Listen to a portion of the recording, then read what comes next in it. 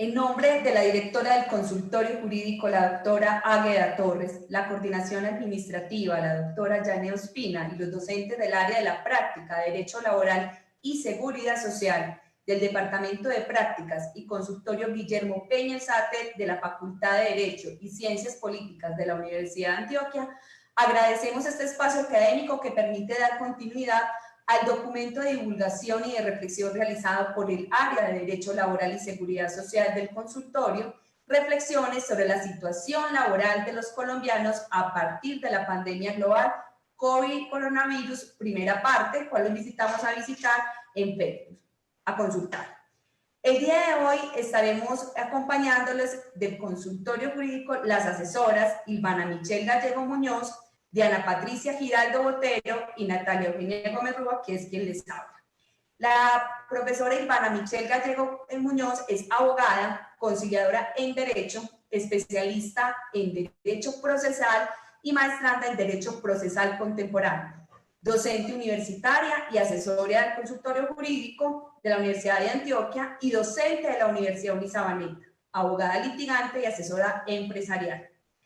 La profesora Diana Patricia Giraldo Botero es abogada de la de Antioquia, maestranda en salud colectiva, asesora del consultorio jurídico, abogada litigante y asesora empresarial. Y quien les habla, Natalia Eugenia Gómez Rúa, abogada especialista en Derecho de la Seguridad Social y magíster en Derecho de la Universidad de Antioquia, candidata a doctora en Salud Pública de la Universidad CES y docente de la Universidad CES y de cátedra de la Universidad de Antioquia.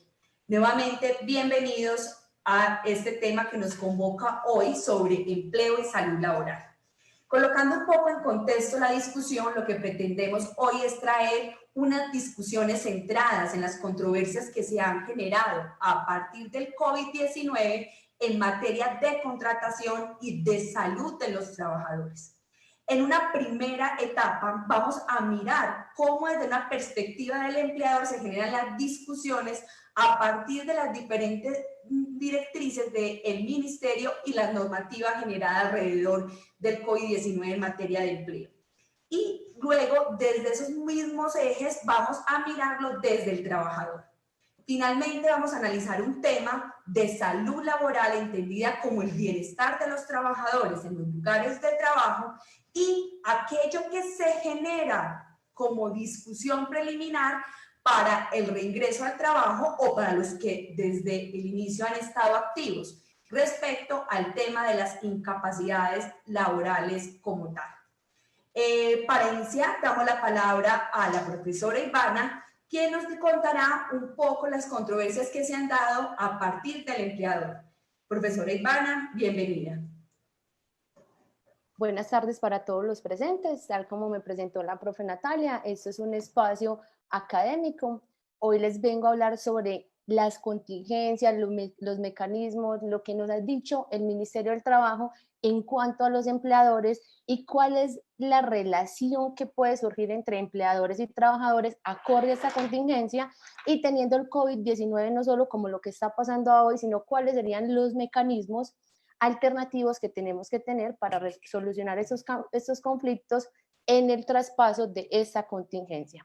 Vamos a empezar indicándoles las circulares expedidas por el Ministerio del Trabajo. Sabemos que hay más de 15 circulares expedidas por el Ministerio. Vamos a hacer énfasis en 5 circulares que son las aplicables en este momento para los empleadores en materia laboral individual, es decir, en materia de contratación. ¿Cómo debemos de tener esos trabajadores en nuestras empresas?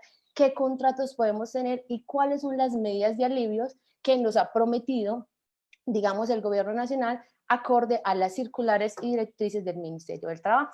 Para eso vamos a empezar con las circulares. Vamos a tener muy claras las fechas que voy a indicar porque esas circulares se han venido dando en el tiempo, es decir, las medidas de prevención para esta contingencia no son aplicables de manera inmediata, se están dando en la marcha. Apenas vamos encontrando un nuevo debate, un nuevo problema jurídico, viene el ministerio con una solución o con alternativas para ustedes como empleadores. Empezamos con la circular 021 expedida el 17 de marzo, en la cual el Ministerio del Trabajo viene y nos da unos mecanismos transitorios, unos mecanismos excepcionales.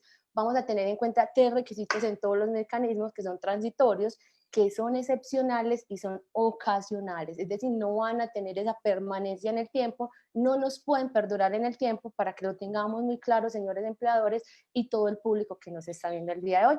El primer mecanismo es el trabajo en casa, es decir, se genera la directriz, envía a los trabajadores a su casa previo un acuerdo entre las partes para que puedan ejercer el trabajo desde su casa. Este mecanismo no es igual al teletrabajo, que es el segundo mecanismo que nos generó esa directriz por parte del ministerio, en la cual en el teletrabajo sí tenemos que tener las tecnologías de información, revisión en el puesto de trabajo, verificar las condiciones, visita del ARL, todo el escrito. No se está dando esta rigurosidad como en el teletrabajo, sino que se dio la medida de pueden trabajar desde la casa.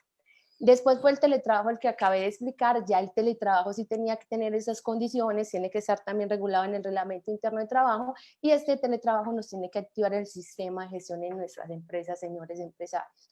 Después viene el ministerio y nos dice, venga, también hay otra alternativa para que ustedes apliquen, que son las jornadas flexibles. Esas jornadas flexibles no es nada novedoso, porque esas jornadas flexibles siempre han estado en el Código Sustantivo del Trabajo. Les explico un poco qué son las jornadas flexibles. Una jornada laboral son 8 horas diarias, 48 horas semanales, que es la regla general, pero acorde al objeto de la empresa, acorde a las funciones de la empresa, el empleador puede tener unas jornadas flexibles que podrían ser 4 horas diarias hasta máximo 10 horas diarias, y que no nos dé más de 48 a la semana, o 6 horas diarias, 36 horas semanales, que es una jornada especial, es una jornada flexible, donde ustedes como empleadores se van a exonerar del pago de todo el trabajo suplementario, como las horas extras. Esto también lo tienen mucho las empresas de alimentos o los restaurantes en su momento, pues antes de la contingencia, que son jornadas que se venían aplicando con anterioridad. Entonces, para que tengamos en cuenta que esos mecanismos no son novedosos, en realidad son mecanismos que estaban respaldados en el Código Sustantivo del Trabajo, que van teniendo una aplicabilidad o mayor relevancia con esta contingencia. Después viene y nos dice el ministerio, venga, utilicen las vacaciones. Utilicemos estas vacaciones anticipadas o estas vacaciones colectivas. ¿Para qué? Para generar, digamos, ese alivio en su momento a partir del 17 de marzo, por eso les hago el énfasis en las fechas, y vengan, vamos a trabajar acorde a esas medidas de aislamiento, cómo podemos ir evolucionando y cómo evoluciona, pero hay un debate sobre estas vacaciones anticipadas, porque ¿dónde está el disfrute real de los trabajadores? Entonces viene el ministerio y dice, hay que tener digamos, hay que nivelar estos derechos, y venga, tomemos como estas garantías, como una garantía económica para salvaguardar el salario mínimo para los trabajadores. Hay que tener en cuenta que esta alternativa de estas vacaciones se tendría que notificar con 15 días de antelación. Viene el Ministerio del Trabajo y en la circular 034 del 23 de abril, o sea, un mes posterior, viene y nos dice que va a ratificar que estas anticipo de vacaciones se puede notificar con un día de antelación. Es decir, estamos dando aplicabilidad a directrices del ministerio cuando en realidad estamos incumpliendo con los parámetros también del Código Sustantivo del Trabajo, y viene el ministerio en circulares posteriores y nos respalda o nos avala con este anticipo de las vacaciones con un día de antelación. Después viene y nos habla como otro mecanismo en esta misma resolución, y nos habla de los permisos remunerados. Estos permisos remunerados son a gracia del empleador. Estos mecanismos remunerados es una disposición voluntaria del empleador, porque es el pago de salario de los trabajadores desde su casa, pero sin ninguna prestación del servicio. Es decir, es la remuneración sin prestación del servicio.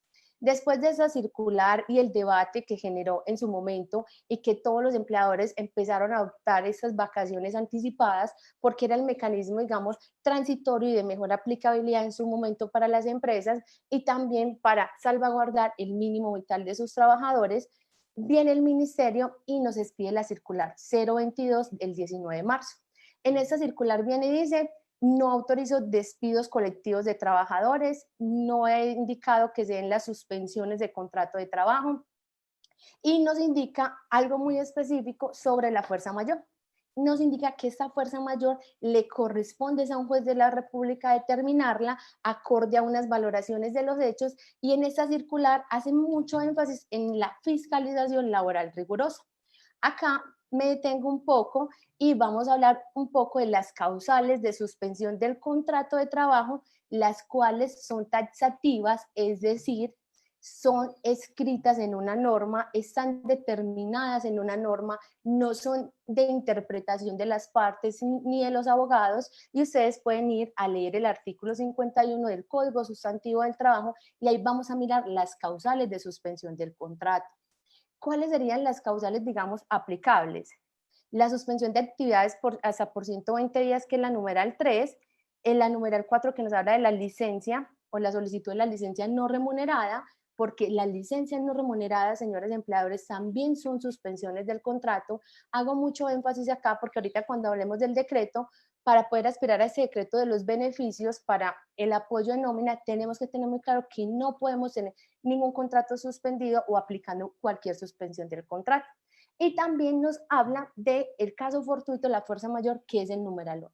Que este caso fortuito, fuerza mayor, es un tema súper controversial porque hay dos líneas en materia laboral. Una línea que nos dice que el caso fortuito, la fuerza mayor como tal, no la puedes poner en ese momento la pandemia. Y hay otra teoría que nos explica que esta fuerza mayor no es la pandemia como tal. Esta fuerza mayor proviene de ese acto irresistible, de ese acto no previsto, de este acto que es ajeno a la voluntad, y este acto tiene que tener la libertad el empleador y la libertad del empleador, y tiene que tener otro requisito esencial que es la imposibilidad de resistir y de poder atender este hecho, que tiene que dar una temporalidad, tiene que ser pasajero y no definitivo. Por ende, esta otra teoría nos dice que esta fuerza mayor no es la pandemia, sino que son las medidas preventivas de aislamiento obligatorio de las empresas expedidas por el gobierno nacional. Es decir, este aislamiento, ese decreto que nos está sacando las empresas de producción, esto es lo que causa esta fuerza mayor. Por ende, no todas las empresas podemos aplicar que van a tener una fuerza mayor, porque acá tendríamos las empresas de suministro, las empresas de alimentos que siguieron con su continuidad laboral. Mientras que hay empresas como el sector hotelero, toda la parte de turismo, la parte de los gimnasios no puede prestar sus servicios. Es decir, que estas empresas sí podrían aplicar en última ratio, es decir, la última decisión, hacer esta solicitud al ministerio, que más adelante les voy a indicar cómo se hace, hacer esta solicitud al ministerio para que se aplique esa fuerza mayor. Acá hay que tener algo claro. Hay las causales de suspensión, hay unas que tienen un control previo y un control posterior. Esta fuerza mayor no tiene un control previo al ministerio, es decir, yo no le tengo que decir al Ministerio del Trabajo, vea, señor ministerio, voy a aplicar esta causal de suspensión. No. En el manual de los inspectores del trabajo y acorde a la ley 50 del 90, se nos indica que el control del ministerio va a ser un control posterior, un control de constatar por qué se está tomando esta causal de suspensión y cuál será el efecto de esta causal de suspensión. Entonces limita en realidad al inspector a que observe si se cumplieron o no, más no le está diciendo al inspector venga y haga un análisis de caso fortuito o fuerza mayor en sus empresas. ¿Qué pasa? Que el Ministerio del Trabajo en este momento, con las empresas que lo están solicitando, está indicando primero un requerimiento previo, es decir, venga, dígame cuáles son todas las medidas de prevención que usted ha tomado conforme acá a la circular 21 y a la circular 033, que vamos a explicar más adelante. Venga, aplíqueme esas medidas de prevención, demuéstrame que usted las ha aplicado. O si no, les está diciendo, venga, hágame un cuadro en Excel, hágame una relación en Excel para que usted aplique estas medidas, y aplicando estas medidas usted pueda venir a intervenir como inspector y usted como empleador a fundamentarme por qué se está tomando esta decisión. Entonces, el ministerio, que está haciendo un debido proceso, pero también se está extralimitando en sus funciones cuando están aplicando eso. ¿Cuál otro efecto tiene, digamos, el pare que le está haciendo el ministerio a que apliquemos estas causales de suspensión? Es que el ministerio nos está diciendo, venga, los efectos de la suspensión: primero, no hay pago de salarios; segundo, no hay prestación del servicio; tercero, se afectan las prestaciones sociales como cesantías, intereses a las cesantías; las vacaciones, que es un descanso remunerado, también se va a afectar. Lo único que no se afecta es la prima, y esta prima no se afecta, pero es por toda la evolución jurisprudencial, pues que esto también tiene controversia, y en este espacio pues no vamos a tener esa controversia. Entonces, acá que se le está diciendo a las empresas, venga, ustedes tengan el compromiso social, sigan la protección del Estado y también tengamos estas causales de suspensión que ustedes las pueden aplicar en sus empresas como última manera de decisión, pero sí puede tener una aplicabilidad. Después viene el ministerio y nos despide la circular 27. Eso lo hace el 29 de marzo y nos dice, venga señores empleadores, ustedes no pueden coaccionar a los trabajadores de su empresa a tomar licencias no remuneradas. Hagan un pare. Las licencias no remuneradas es una petición que hacen los trabajadores. Señores trabajadores, ¿para qué se hacen las licencias no remuneradas?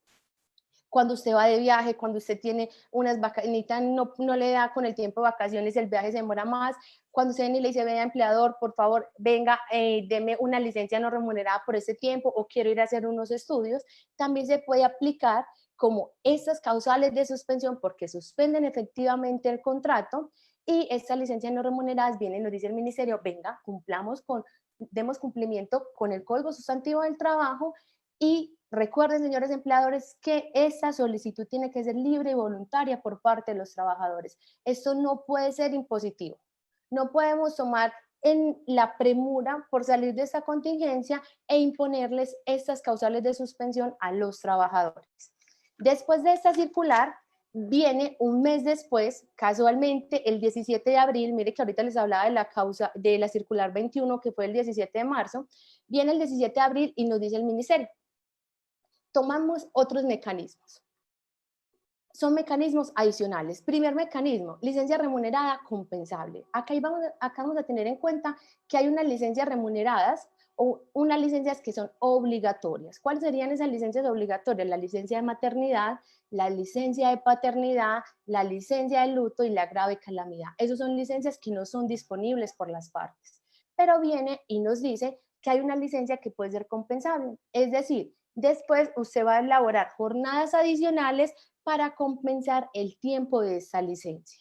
Entonces después vas a poder tener turnos extras, vas a trabajar días extras para ir compensando el pago de esta licencia.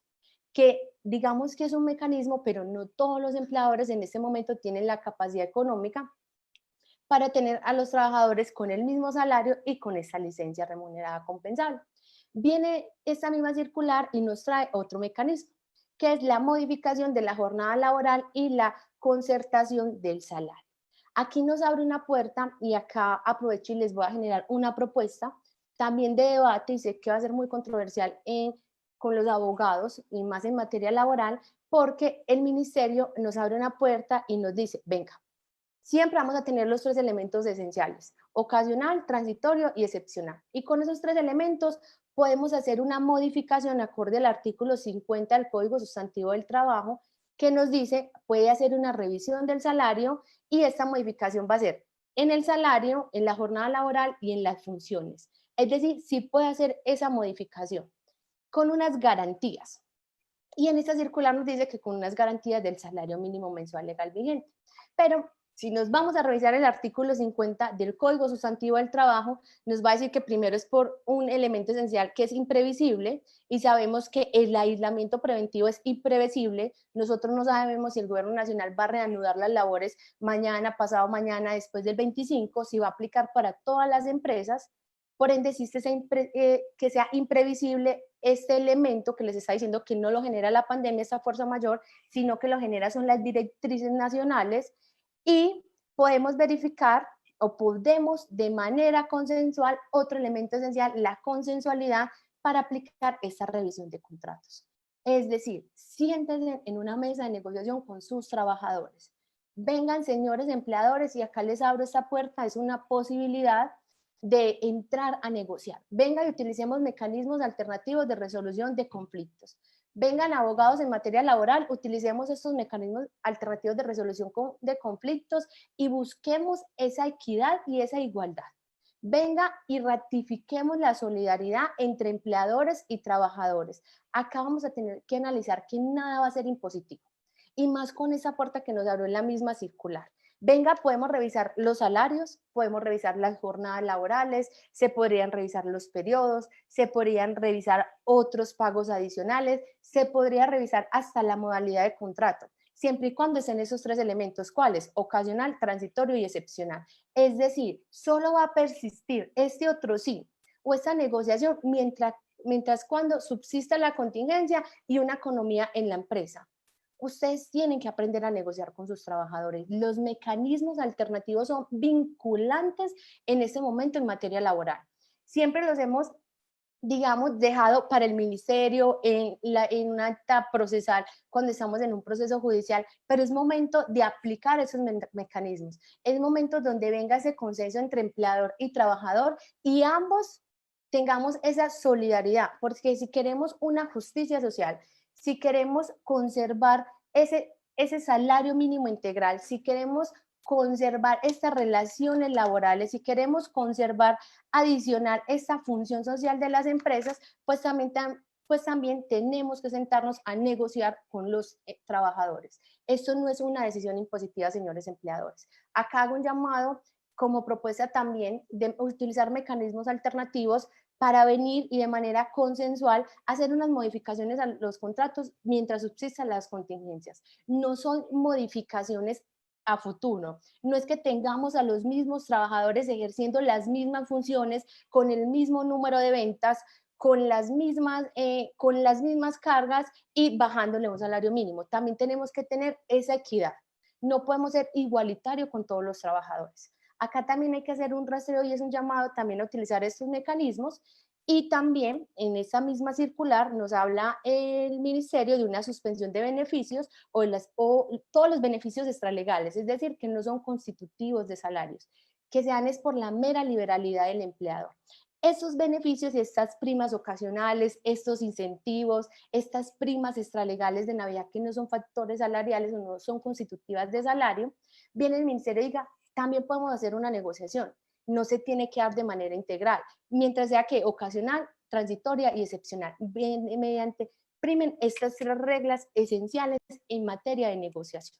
Y después nos habla de la concertación de beneficios convencionales, que acá nos habla que cuando hay laudos arbitrales, convenciones o pactos colectivos, también se pueden entrar a negociar, porque es muy difícil para las empresas mantener o sostener todas estas cargas, digamos, prestacionales en materia económica cuando la empresa no está teniendo estos picos de producción. O también acá tenemos que tener en cuenta estas estrategias con las empresas que tenemos que siguen produciendo, pero va a llegar un momento en que no tienen quien les compre. Por eso acá, analizando estas circulares, miren que ha pasado un mes y medio para que tengamos nuevos pronunciamientos. Hoy estamos a 12 de mayo, hasta hoy no ha salido un nuevo pronunciamiento y también el ministerio nos está diciendo, venga, acuerden, vengan, utilicemos estos mecanismos alternativos y tratemos de llegar también a un acuerdo, porque en ese momento tanto los trabajadores como los empleadores se están viendo muy afectados por esta contingencia. Viene también el gobierno nacional y nos había prometido como unas medidas de alivio y genera el decreto 639 del año 2020, de la semana anterior. Y eso es un programa PAEF. ¿Qué es el programa? Es un apoyo al empleo formal, dando un aporte en la nómina del 40%. ¿Para qué? Regla de oro, sostenimiento de nóminas. No es para funciones de la empresa. Solo es para el sostenimiento de las nóminas de los trabajadores. Acá les voy a dar como cuáles son los limitantes o cuáles son los parámetros que ustedes tienen que seguir, se los voy a ir enumerando. Entonces, primero, va a aplicar para las empresas constituidas hasta el 31 de diciembre del año 2019. Primer requisito, si usted constituyó su empresa este año, no aplica para este beneficio. Entonces, estas empresas todavía nos vamos a quedar sin beneficios y buscando mecanismos de alivio para las empresas y para poder sostener a todos los trabajadores. Y las empresas de este año no van a aplicar. Segundo, ¿cuáles son las empresas? Las empresas beneficiarias no van a tener la carga de renovar el registro mercantil si fueron constituidas en el año 2019, porque a hoy está suspendido la renovación del registro mercantil, pero las que están constituidas desde 2018 o anteriores sí tienen que aportar esa renovación del registro mercantil. Tercero, tienen que acreditar que existió una disminución de las nóminas de sus empresas del 20% o más, comparados abril del año 2019 versus abril del año 2020. Acá siempre vamos a tener un versus. Abril del año 2019 versus abril del año 2020. Pero también nos indica que las empresas que estén constituidas en diciembre o anterior, se va a tomar es el promedio de enero, febrero y marzo de este año, se saca el promedio versus abril del año 2020. Eso hay que tenerlo muy en cuenta. ¿Quién les realiza esto? ¿El contador o el revisor fiscal? Esto no lo realiza un abogado. Acá hay que tener el apoyo de sus contadores, el apoyo de sus revisores fiscales para acreditar esa disminución. Después viene y nos dice cuál va a ser la cuantía. Por el número de empleados, pues se les va a dar 350.000 pesos por los periodos mayo, junio y julio. Es decir, solo se va a dar por 3 meses. No va a ser indefinido en el tiempo ese apoyo económico. También viene y nos dice ese decreto que cómo vamos a tomar el número de empleados. Viene y nos dice, primero se va a tomar el reporte de planilla pila que ustedes como empresarios reportaron en el mes de febrero. Y se va a comparar con el número de empleados que ustedes postulan para este beneficio. Y el número inferior de estos dos variables es al cual se le va a aplicar ese beneficio. No quiere decir que se le aplique al número superior. Puede que coincida y se le aplique. Si no, va a ser al número inferior de la planilla pila comparado con el número de trabajadores que ustedes estén postulando. También viene, y recuerdan ahorita cuando estábamos hablando de las causales de suspensión, y a este beneficio solo pueden aplicar en el momento los empleadores que no tengan suspendido el contrato y no tengan licencias no remuneradas. Es decir, que al momento de la postulación usted en su empresa no tenga ni suspendidos contratos ni licencias no remuneradas. Si usted al momento de la postulación tiene una suspensión del contrato, una licencia no remunerada, usted no se puede postular. Miren que no está cerrando las puertas, porque el ministerio dio, digamos, directrices muy ambiguas, como lo miramos anteriormente, lo analizamos, y viene y les dice, usted al momento de erradicarlo no puede aplicar eso. Es decir, que usted, ¿qué puede hacer? Recuerde que la licencia no remunerada no era impositiva por ustedes. La licencia no remunerada es a petición de los trabajadores. Entonces, entren a analizar estas licencias no remuneradas si las tienen en sus empresas y si tienen suspendidos los contratos y queremos aspirar a ese beneficio, pues sabemos que no podemos seguir con esta suspensión del contrato. Es también una manera del gobierno de venir y evitar esas suspensiones del contrato y que se puedan reanudar las labores de los respectivos trabajadores. También nos vamos a hablar de una postulación. ¿Cómo se hace esta postulación? Primero, la solicitud tiene que estar firmada por el representante legal y tiene que motivar que quiere acceder a este beneficio. Segundo, tienen que adjuntar el certificado de existencia y representación o el respectivo registro mercantil. Tercero, en este certificado, que ya les voy a decir qué requisitos va a contener adicionales, tiene que ir firmado por el representante legal, por el contador o revisor fiscal. Representante legal siempre, contador o revisor fiscal, cualquiera de los dos. Tiene que ir firmado indicando que el número de trabajadores que ustedes pretenden proteger. Segundo, la disminución del ingreso. Y tercero, para qué va a dar estos recursos, que acá es para el apoyo de nóminas. ¿Y dónde van a radicar ustedes esta solicitud? La van a radicar en el banco recibe, hace el traslado a la UGPP viene y verifica de que ustedes no hayan hecho esa solicitud a otras entidades bancarias y acá hay que tener muy claro algo. La UGPP, que es la Unidad de Pensiones y Parafiscales, puede entrar y verificar y hacer control y vigilancia de que ustedes inviertan bien esos recursos. Y puede continuar con todos los procesos de cobro coactivo si la empresa no administra bien esos recursos, que es la destinación de nóminas. Y por último, estos recursos son inembargables, es decir, que estén en sus cuentas que van a ser destinados a las nóminas de trabajadores, como es un beneficio excepcional, va a tener el carácter de inembargables. Acá concluyo la parte de los empleadores, como hacerles la recopilación de las circulares, explicarles un poco el decreto. Ya paso a la parte de preguntas y recuerden que continuamos la conferencia con la parte de la doctora Diana, que nos va a hablar ya el efecto de los trabajadores, es decir, va a venir y va a decir, vea lo que expuso la profesora Ivana, cómo se está aplicando a controvertir todo, y después va a pasar la profe Natalia a darnos todo el impacto en materia de salud. Ivana, muchas gracias. Estamos acá ya pues en medio de las preguntas en un tema tan interesante y como tú dices, de muchas controversias. Una primera pregunta, demostrar que aplicó las medidas indicadas por el ministerio en sus circulares, entonces son obligatorias. Depende, si ustedes van a aplicar al beneficio del decreto, no. Pero si ustedes van a aplicar en sus empresas esta causal de suspensión como la fuerza mayor, es un requisito que nos está pidiendo el ministerio y ese requisito hay que darle cumplimiento, así ellos tengan un control solo de verificación. Porque de igual manera es un control posterior, pero recuerden que ustedes ya en su empresa ya han aplicado estas medidas y después los trabajadores pueden tener ese un respectivo control vía judicial. Si las causales de suspensión del artículo 51 son la última medida, entonces las circulares del ministerio están por encima de la ley. En realidad es que las circulares no están por encima de la ley. Recomendación, porque las circulares lo que nos están haciendo es transcribirnos el código y generando unas limitantes que no están en el mismo código. Por eso les digo, estas causales de suspensión son aplicables porque la licencia no remunerada es una que se está aplicando muchísimo. Entonces, ¿qué les digo? Cuando habla de la última ratio o la última medida es, venga, agotemos solo los requisitos, venga, apliquemos mecanismos, venga, verifiquemos esa solidaridad, pero también tenemos la puerta abierta a aplicar estas causales de suspensión porque la norma no lo permite. Profe Ivana, de pronto en el desarrollo mencionaste el artículo 215 del Código de Procedimiento Civil. No sé, ahorita mencionaste para que si contextualizas los efectos. 215, no lo recuerdo. Hablé fue mucho del artículo 50 y el artículo de los efectos. Ya y sé, hablé pues la fuerza mayor, causa. la fuerza mayor, por lo, digamos, Sí. en el contexto de, ya te están preguntando, es en el contexto de la justa, del caso fortuito y la fuerza mayor. Del Código Civil. Recuerden que para mirar este requisito o este artículo nos habla de que tiene que ser imprevisible.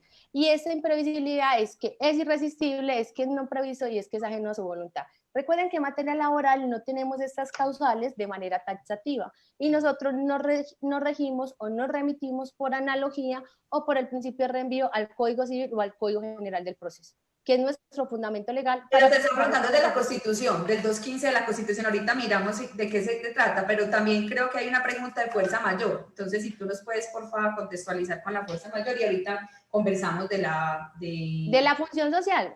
Sí. Porque el artículo 215 nos habla, uno de la función social y otro de la protección a las empresas y la protección del Estado.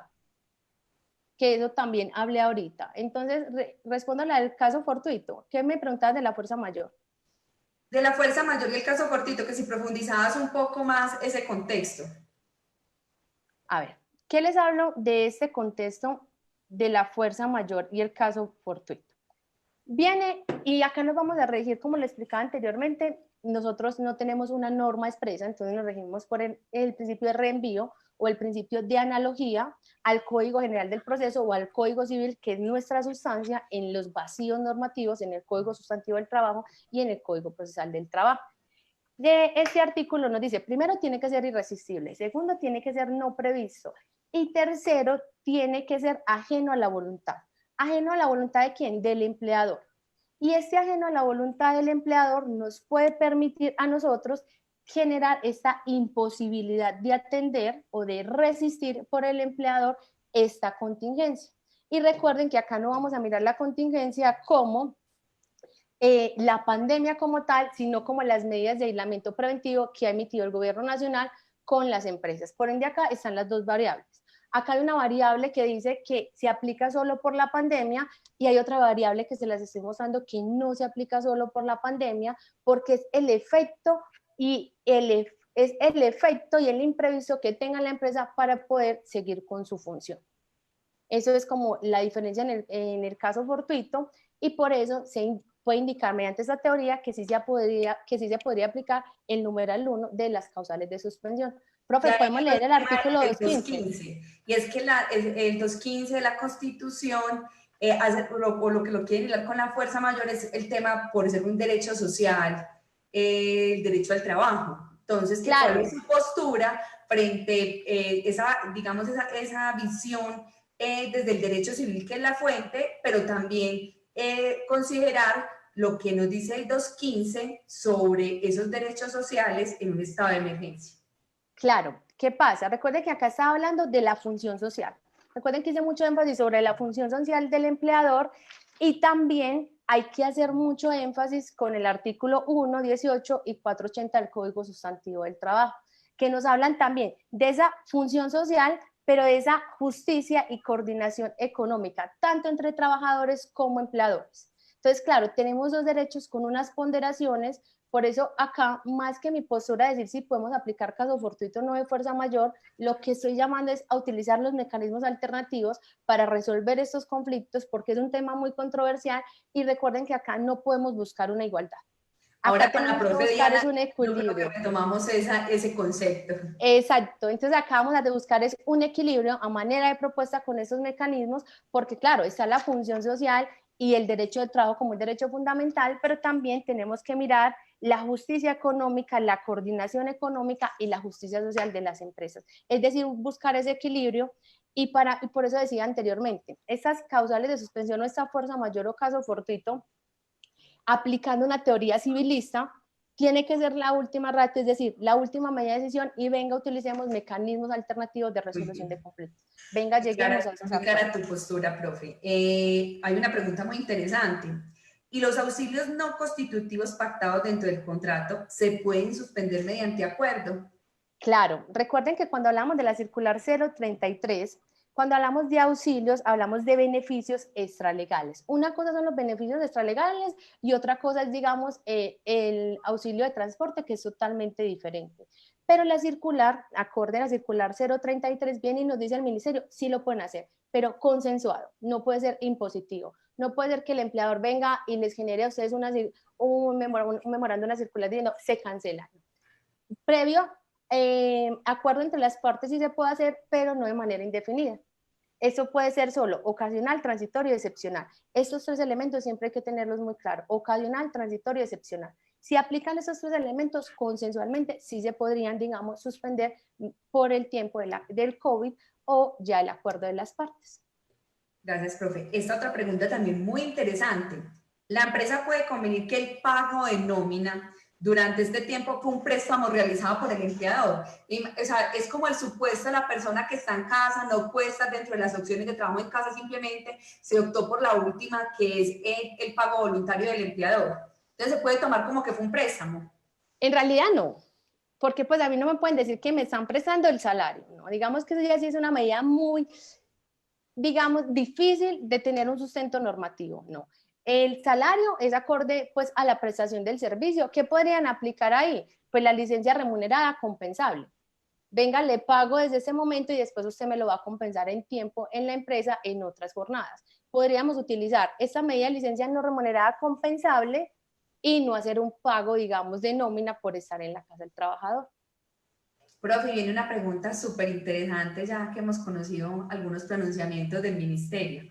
¿Cómo puede el trabajador verificar que la empresa tiene efectivamente el permiso para suspender contratos? Ya usted aclaró que no para todo se requiere el permiso. Supongamos que sea uno de los casos de que sí requiere el permiso, ya que he venido suspendiendo.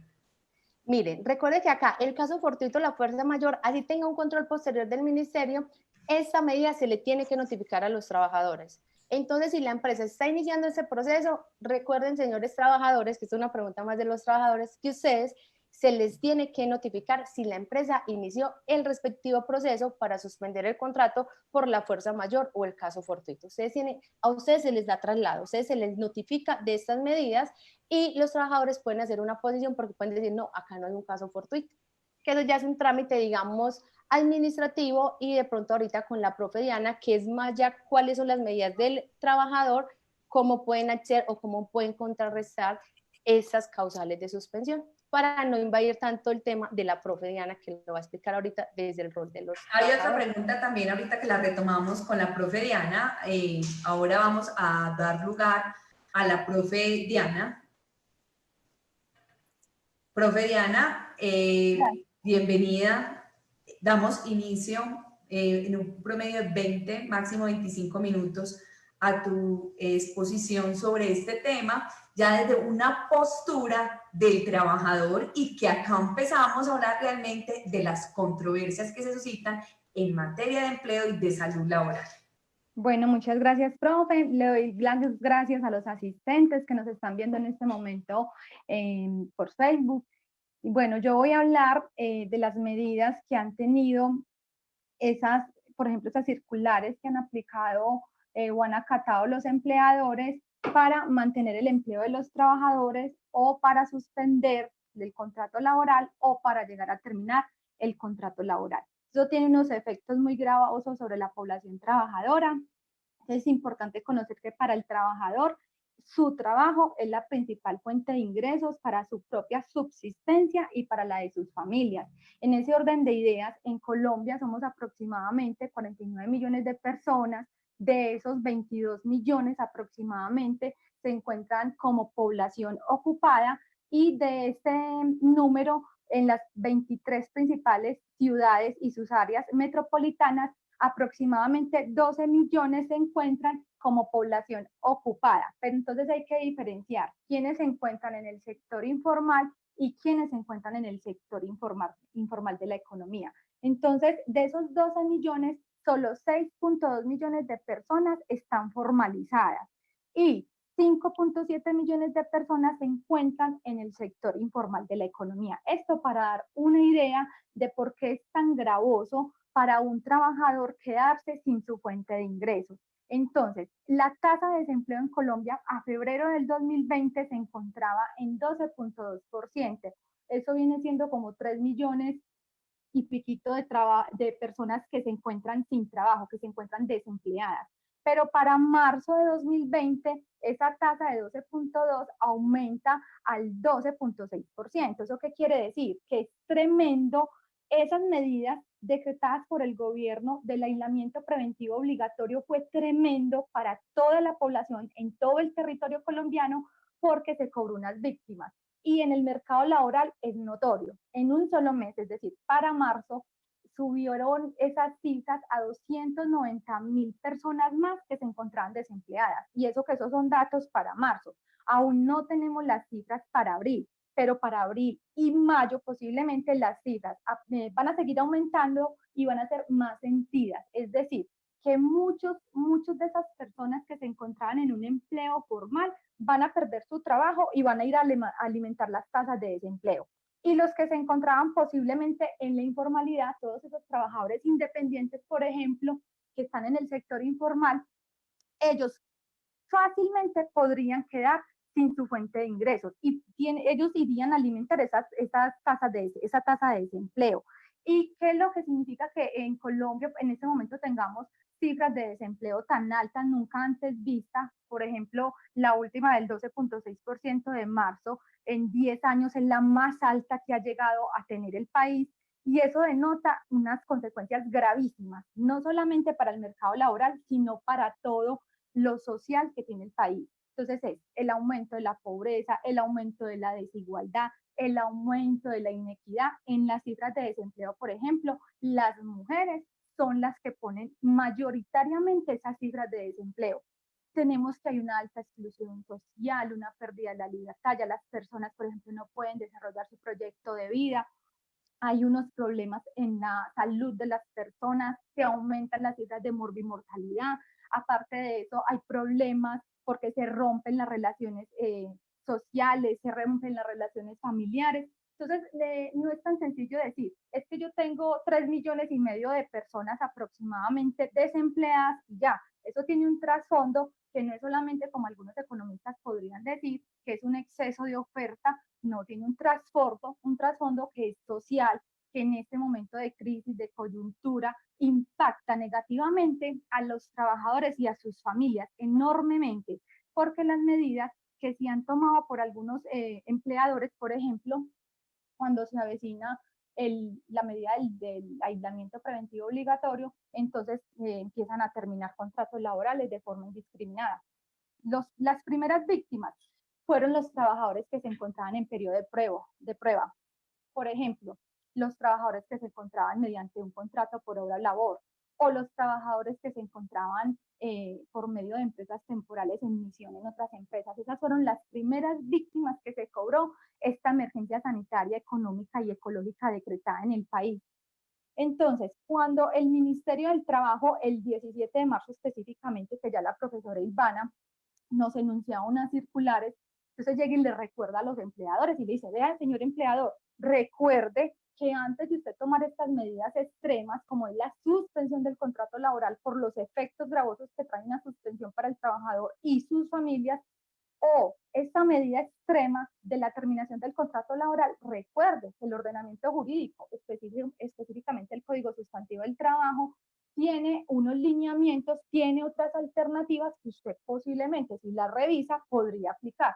Entonces, en ese orden de ideas, esa circular 21 lo que hace es decirle al empleador, antes de que usted acuda a terminar un contrato laboral o a suspenderlo, venga, por favor, revise si usted puede enviar a ese trabajador para que haga el trabajo en casa, si puede utilizar las TIC a través de un teletrabajo, si puede cuidar la salud de sus trabajadores y utilizar, aplicar jornadas flexibles. Entonces, se miran todas esas alternativas con el ánimo, con el fin, porque eso es un llamado que tiene la Organización Internacional del Trabajo, y es que se conserve el empleo, que los trabajadores puedan mantenerse con su trabajo, porque esa es la única fuente de ingresos que tienen para ellos, para sus familias.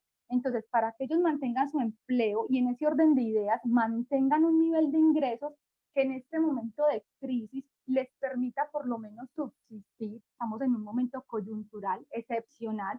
Entonces, lo que se hace es un llamado a ser solidarios, pero no solamente el llamado al ser solidarios es para el empleador, sino también al ser solidarios con el trabajador. Pero aquí pongo una lupa y es que en la relación laboral, indiscutiblemente, el trabajador es la parte más débil y vulnerable. Y en estos tiempos de COVID o en estos tiempos de emergencia, están siendo vulnerados muchos derechos de los trabajadores, porque los empleadores indiscriminadamente están acudiendo a figuras como la fuerza mayor o el caso fortuito para suspender los contratos laborales. Entonces, eso no se puede utilizar indiscriminadamente, decir, es que el solo hecho de que en el país llegó el COVID-19, eso fue una fuerza mayor y por tanto el empleador dice, porque está el COVID-19, entonces yo voy a suspender ese contrato laboral. No, lo que dice es, como se decretaron unas medidas de aislamiento preventivo obligatorio, al empleador se le hace imposible seguir ejecutando su objeto social. Aparte de eso, deberá demostrar si esas circunstancias de imprevisibilidad e irresistibilidad sí existían para poder acudir a una figura tan gravosa como la suspensión del contrato laboral por la causal primera del artículo 51 del Código Sustantivo del Trabajo. Entonces, en este orden de ideas, lo que se mira es que si en un momento dado esos trabajadores que les suspendieron el contrato laboral pueden tomar varias opciones, pueden llegar a demandar al empleador. ¿Por qué lo pueden demandar? Ante un juez ordinario, para que ese juez, que es el competente, que es el idóneo, determine si esas causales de fuerza mayor o caso fortuito eran existentes en el caso de ese empleador específico, porque cada caso se tiene que mirar individualmente y de forma particular. Entonces, el juez laboral, esto es muy gravoso porque si los empleadores empiezan al inicio de esta contingencia, y yo personalmente recibí muchas quejas de muchos trabajadores porque lo que hacían era, vea, me suspendieron el contrato laboral que por lo del COVID, vea, que por fuerza mayor o caso fortuito, pero ni siquiera elevaron las solicitudes ante el inspector de trabajo, ni siquiera se tomaron el tiempo de hacer juiciosamente un conteo de los hechos de forma cuidadosa, diligente, con el debido cuidado de probar por qué no podía seguir ejecutando su objeto social y por qué se le justifica como una fuerza mayor o caso fortuito este decreto del aislamiento preventivo obligatorio en ese caso, porque hay que tener en cuenta que hay unas excepciones. En ese momento hay un decreto que es el 457, el 457 que es del 22 de marzo del 2020, determinó 34 excepciones. Entonces, hay empleadores que estaban dentro de las excepciones y responsablemente suspendieron el contrato laboral y acudieron a la figura del numeral primero del artículo 51. Entonces, todo eso se tiene que ver de forma particular porque para ellos va a ser más gravoso y el juez ordinario, cuando se dé cuenta, cuando no se le logre probar que esas circunstancias no eran existentes en ese caso particular, va a ordenar que esa suspensión fue declarada de forma improcedente y por tanto le tendrá que pagar a los trabajadores que le haya suspendido el contrato laboral todos los salarios dejados de percibir mientras duró la suspensión, porque aquí es importante resaltar algo, los efectos de una suspensión y por qué es tan gravoso, y es que el artículo 53 del Código Sustantivo del Trabajo enuncia: mientras el contrato esté suspendido, la relación laboral está vigente. Eso es muy importante tenerlo claro. Está vigente, pero no se recibe el pago de salario. Es decir, el empleador no está obligado a hacer el pago del salario y el trabajador no está obligado a hacer la prestación personal del servicio. Y aparte de eso, hay otras obligaciones que tiene el empleador frente al sistema de seguridad social, porque le toca seguir cotizando a salud y pensión. Y aparte de eso, mientras el tiempo que duró suspendido el contrato laboral, todo ese tiempo no le va a contar al trabajador, y ojo con eso, no le cuenta para efectos de sus cesantías. Y eso es gravoso porque ese es el ahorro del trabajador para el momento en que va a quedar cesante. Eso tiene unos fines específicos, pero es un ahorro, eso es un derecho que tiene el trabajador. ¿Para qué? Para que cuando esté cesante lo usen 3 fines específicos que nos da el ordenamiento jurídico. Entonces, ¿qué es lo que hace tan gravoso, por ejemplo, la suspensión? Si no le va a contar ese tiempo para la cesantía, quiere decir que va a tener menos ahorro. Aparte de eso, frente a los aportes de salud y pensión, se ha discutido mucho, pues por lo menos frente a salud, puede que el contrato laboral esté suspendido, esté vigente la relación laboral, pero frente a salud el empleado va a tener, ese trabajador, una cobertura por el sistema de salud, ¿cierto? Hay unas contingencias en su salud que las va a cubrir el sistema de salud, y frente al sistema pensional se le van a seguir haciendo unos aportes, pero que llegue y nos agrava esta situación. O sea, aparte de que el trabajador ya no está recibiendo salario, llegan y nos expiden un decreto que es el 558, y con este decreto, el 558, que es el del 15 de abril del 2020, lo que dicen es que se va a permitir para aliviar a las empresas, ¿cierto? Porque es que esta solidaridad que hay que tener es para todos aquí en el territorio colombiano, acudiendo al artículo 95 de la Constitución Nacional. Y es que en aras de esa solidaridad vamos también a aliviar la carga de las empresas, porque la idea no es mantener a los trabajadores en su empleo ya, hay que ayudar a las empresas, hay que ayudar con esa carga prestacional, con esa carga de seguridad social que tienen para que puedan mantener esos puestos de trabajo. Entonces, lo que se hace ahí es, vamos a autorizar que el aporte a pensión, que se hacía del 16% después de ese decreto y mientras dure la contingencia y los efectos de la contingencia, se le va a autorizar a los empleadores que necesiten, porque el flujo de caja que tienen bajó mucho y no pueden sostener esos pagos a seguridad social, les van a autorizar que los aporten sobre un 3%. Es decir, y aquí hay que mirarlo con lupa, el trabajador ya tiene el contrato suspendido, ¿cierto? No recibe salario, está en su casa sin ningún tipo de ingreso, viviendo una emergencia sanitaria, ¿cierto? O algo nunca antes visto, no se sabe con qué va a comer, pero allá está en sus casas. Y las soluciones que se le han dado a los trabajadores son, por decir pocas, son también impactantes y gravosas. Por ejemplo, para el sistema pensional, el alivio es claro, es para las empleadoras que no tienen un flujo de caja que les permita hacer el aporte a pensión de manera completa. Entonces se lo permiten hacer sobre un 3%. Y para los independientes del mismo modo, que no tienen ya sus ingresos con normalidad, y entonces para que ellos no queden desprotegidos se les autoriza que hagan un aporte inferior. Ese 3%, ¿por qué es tan gravoso? Porque solamente va a ser por los periodos de abril y mayo. Es decir, los periodos de abril y mayo se pagan mes venciente. Entonces, abril se paga en mayo y el de mayo se paga en junio. Entonces, esos 2 meses, abril y mayo, solo le van a contar a los trabajadores en su historia pensional únicamente para qué. Si está en el RAIS, en el régimen de ahorro individual con solidaridad, para que el trabajador acceda a la pensión de garantía mínima, es decir, a las 1.150 semanas. Y en el régimen de prima media, ese periodo de cotización le va a contar para la pensión de vejez de un salario mínimo para las 1.300 semanas, pero no le va a contar a aquellos que no acceden a la pensión de garantía mínima, esos 2 meses, esos periodos de cotización, ni le van a contar a los que ganan más de un salario mínimo, ni les van a contar a los que no van a lograr una pensión de garantía mínima o la pensión de vejez de las 1.300 semanas, ese tiempo no le va a contar, es como si no hubiera pasado. Aparte de eso, hay una cosa importante y es que solamente le va a contar para el riesgo de invalidez y de sobrevivencia. O sea, ahí sí le va a contar las semanas para las semanas mínimas que requiere, para la pensión de invalidez y para la pensión de sobrevivencia. Y aparte de eso, le va a la administradora del fondo pensional, le va a ayudar en el sentido de que ya va a seguir cobrando su comisión por la administración. Entonces aquí es importante porque siempre se nos habla de un discurso de la solidaridad del trabajador para que entienda la situación de su empleador.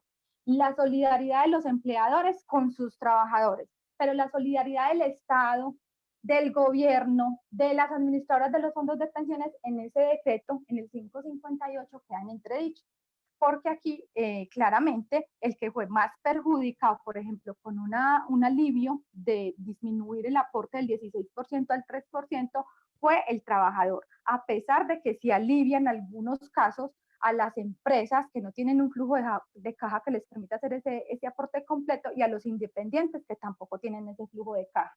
Entonces, esto hay que mirarlo con lupa porque entonces la suspensión del contrato laboral, no recibe salario, posiblemente esas semanas de esos periodos de cotización no le van a contar en su historia laboral. Y aparte de eso, en las cesantías tampoco se va a reflejar cuando termine la relación laboral en ese ahorro para que destine ese dinero para para esos fines específicos, por ejemplo, como el mejoramiento de vivienda, la compra de vivienda, para estudio, por ejemplo, ahí tampoco le va a sumar todo el tiempo que dure la suspensión del contrato laboral. Entonces, en últimas, el trabajador es el que está asumiendo una carga notoria, es evidente que él es el más perjudicado a pesar de que es la parte más débil y vulnerable y por tanto debería de ser la parte a la que más él estuviera en este momento protegiendo y no solamente es mantenerlo porque la OIT dice, la Organización Internacional del Trabajo dice, no solamente es mantener al trabajador en su puesto de trabajo, en su empleo, no es solamente mantenerlo, sino también mantenerle un nivel de ingresos. Entonces, con la suspensión del contrato laboral, es evidente que no solamente se le mantiene la relación laboral vigente, pero los ingresos no están. Él ya no va a recibir salario, ya no va a tener ni siquiera con qué comprar los alimentos mínimos que necesita él y su familia. Entonces, eso se hace muy gravoso. Aparte de eso, entonces la profesora Ivana también nos comentaba, hay unas circulares que los empleadores deben de revisar juiciosamente, mirar si las pueden aplicar, la 21, la 33, ¿cierto? Unos mecanismos de protección al empleo, en total son como 10 alternativas que podría tener el empleador, perdón, pero en últimas, el empleador puede acudir al artículo 51 del Código Sustantivo del Trabajo y acudir a alguna de esas causales, alguna de esas figuras. Por ejemplo, a la de fuerza mayor o caso fortuito, lo que en últimas él tendrá que probar ahí es que esas circunstancias se le configuraron y puede que juiciosamente lo llegue a probar y el juez ordinario, si llegado el momento eso se llega a llevar hasta esa jurisdicción, ordena que sí se habían configurado esas causales, pues el trabajador ahí no va a tener ningún tipo de protección, va a seguir sin su salario, que era lo que estaba buscando, ese ingreso, ¿cierto? Que se le concediera por todo el tiempo que había durado suspendido el contrato laboral, pues se le concediera por lo menos ese salario. Y tenemos también que en la suspensión del contrato laboral, el empleador acude a una de las figuras, la primera o la tercera, que es suspensión hasta por 120 días, o a la que la profe Ivana ahorita estaba diciendo de una licencia no remunerada, puede acudir a alguna de esas figuras en aras de mantener la relación laboral, pero a costa del salario del trabajador porque no recibe pues ingresos y resulta que si ve que no lo puede suspender, algunos empleadores indiscriminadamente terminaron el contrato laboral y lo terminaron, peor fue en ese escenario, lo terminaron aduciendo que el COVID era una justa causa para terminar la relación laboral. Y en el artículo 62 del Código Sustantivo del Trabajo es una lista taxativa.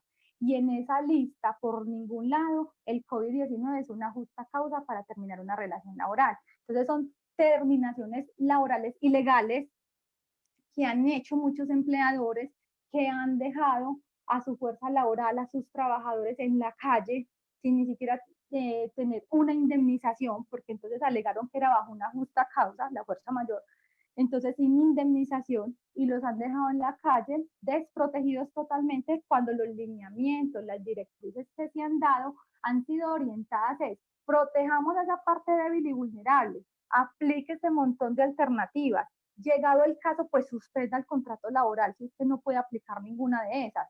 Y si no pueden sostener el contrato laboral, porque hay que mirar cada contrato laboral, ¿cierto? La duración y el tipo de contrato para mirar si sí opera una terminación laboral.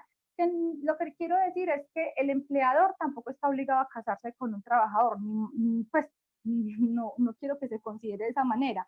Lo que sucede es que para poder terminarlo, el empleador sí está obligado a demostrar que hay una justa causa, porque cuando lo hace sin una justa causa, está obligado a hacer el pago de una indemnización al trabajador.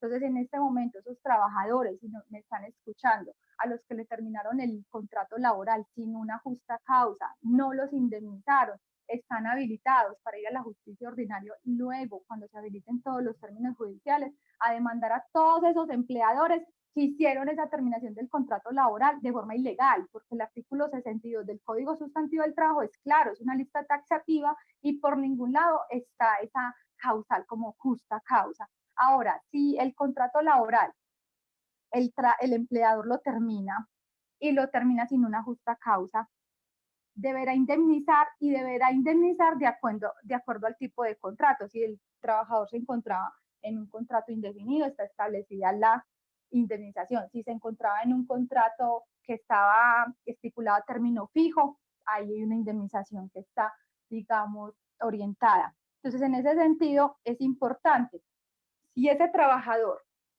de todas formas le terminan el contrato laboral, con estas medidas que se han tomado, le dicen ya a lo último, mire, usted le queda, vaya y haga uso del auxilio de cesantías, de las cesantías que usted tiene ahorradas, vaya y puede retirar.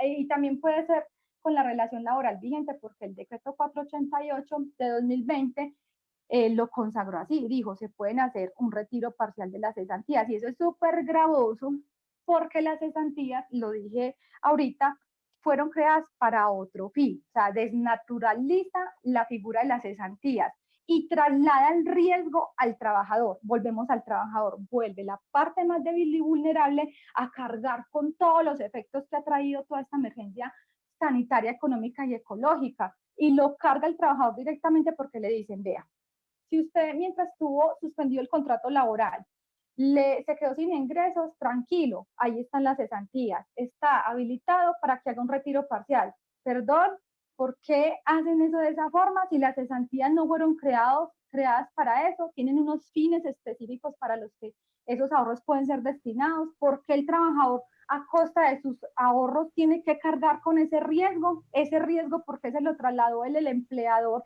y el Estado al trabajador, que era la parte más débil y vulnerable? No, eso no puede ser de esa manera, esas no pueden ser las medidas y esas no son las orientaciones que se han dado desde la Organización Internacional del Trabajo. Y tampoco puede ser eso lo que se esté promulgando por la cartera presidencial, por el Ministerio del Trabajo. Ahí está el retiro parcial de cesantías, no puede ser a costa del trabajador. Aparte de eso, está el mecanismo de protección al cesante. Entonces, con ese mismo decreto 488 se dice, si usted le termina el contrato laboral y queda desempleado, no te preocupes, hay algo así como un subsidio de desempleo. Si usted aplica a ese subsidio y tiene un montón de requisitos, lo que ya me va a dejar por fuera, casi que filtra de una manera grandiosa y fenomenal quiénes van a ser los beneficiarios de ese subsidio. Entonces, filtra de tal manera que, por ejemplo, los que coticen a caja de compensación familiar, y en ese orden de ideas vamos hilando, ¿quiénes serán los que cotizan a una caja de compensación familiar?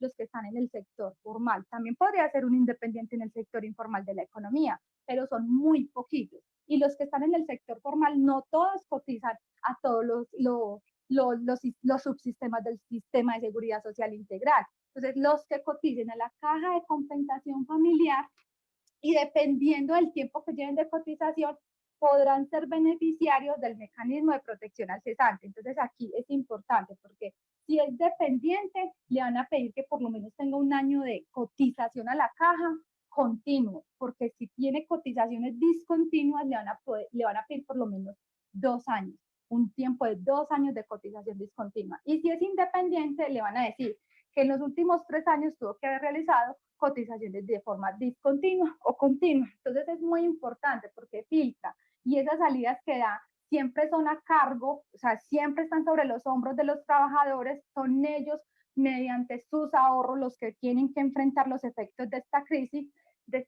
y aquí es donde uno hace como la mirada crítica y dice, ¿y dónde está el Estado? ¿Y dónde está el Estado para poder ayudar a fortalecer a esas empresas, para poderles brindar las opciones que garantizaran que hubieran tenido un flujo de caja hasta el momento y lo que seguirá, un flujo de caja que les permitiera conservar esos puestos de trabajo, que no ellos determinaran que como no tenían la forma, porque es gravosísimo para una empresa, no poder abrir sus puertas, no poder producir y por ende no generar utilidades, ¿cómo van ellos a sostener una carga como la nómina, como las prestaciones sociales, como la seguridad social de su planta laboral?